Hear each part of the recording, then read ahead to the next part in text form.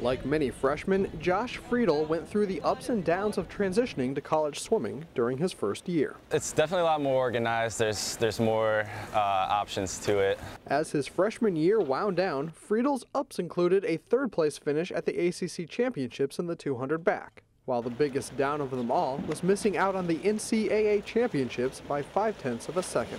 I just missed out by like a couple places. You know, I wasn't too worried about it. I know like I had to put that in the back of my mind, just let it go.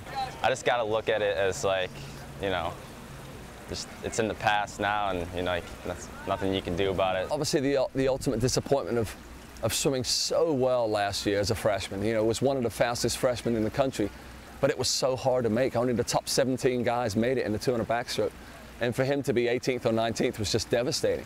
I mean, when he swam his time, I thought that, you know, he's definitely going. To get third at the ACC meet with a time like that, you think that, you know, you'd make it, but you can't control what other people do. Fridel had no time to feel sorry for himself.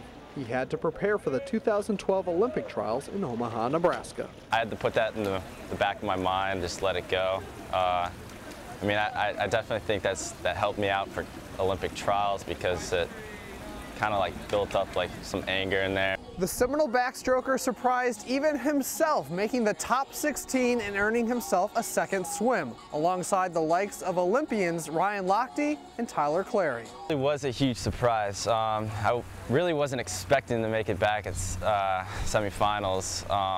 I know when I went 2:00.99, I was happy I went under 2:01, but you know, I went straight to the warm down pool, and my old head coach from my club team came over and was just like, you know, I'm pretty sure you made semifinals, and they had a big scoreboard and saw my name was 15th, and I was like, oh, that's pretty cool. That was awesome. I was so happy for him, and he deserved it so much. And just like watching him at finals, like the atmosphere is insane. Like the stands are packed. There's like fire going off everywhere, and it was so cool to like watch him swim and like compete against like all these like really fast like Olympians and everything. It was so cool. Entering his sophomore season, the Virginia native is using the momentum from the trials to prepare him for the end of the season, where he looks to not only qualify for NCAAs, but become an All-American as well. I'd say he was a little more motivated, especially this year, to make like NCAAs and stuff like that. I mean, he's always been pretty confident, but I think he might have been a little bit more like focused and driven this year than last year. He's got to go back and do everything better. He's got to knock off a few of those people.